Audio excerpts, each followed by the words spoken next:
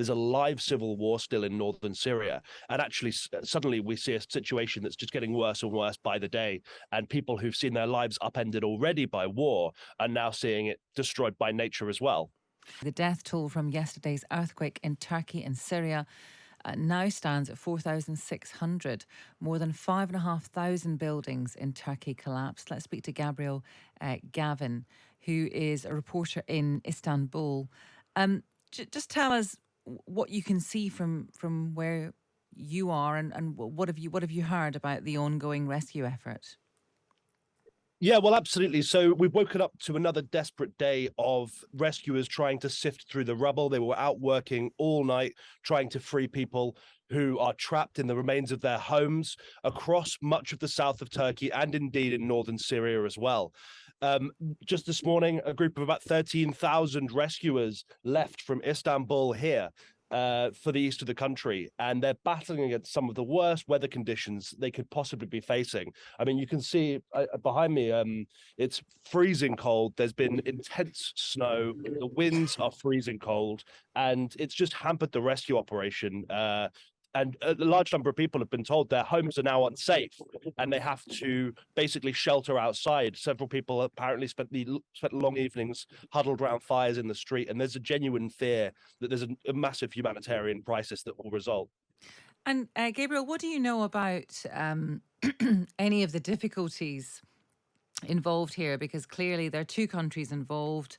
There's a very difficult political situation on the border. You know, Russia is an ally of Syria, etc. What do you know about how that is hampering, if at all, any rescue and relief efforts?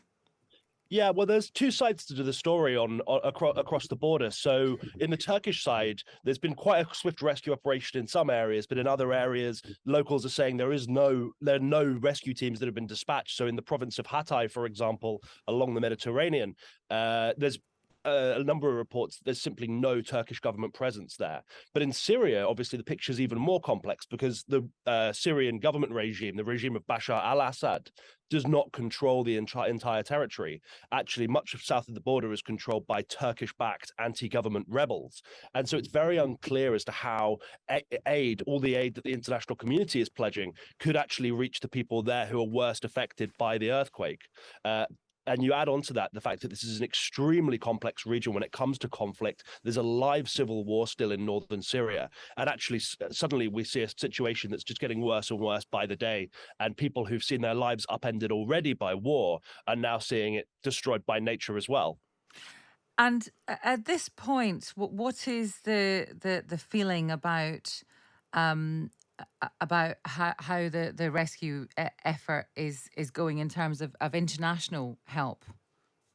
I think it's not clear yet what the international help looks like. So there are some steps that foreign states have taken that are helpful. So the EU has turned on its monitoring satellite system, for example, which will help rescuers locate collapsed buildings and potentially pull people out from the ruins. But while you had a lot of countries step up and say, oh, we're ready to support, the reality is getting that aid into these areas, particularly in Syria, but also in Turkey, is actually now the rate limiting factor, because things like roads and runways have been damaged so severely. It's hard to see how they can bring in heavy equipment and large numbers of people fast enough to get to those who are trapped under the rubble and fearing that time is running out.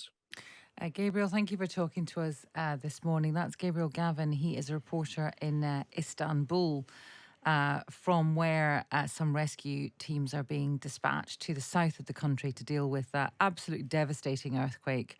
The latest figure that we have in terms of the number of people who've died is 4,600, but that is expected to go higher. And we'll keep you up to date with that story. We'll be returning to that throughout the programme.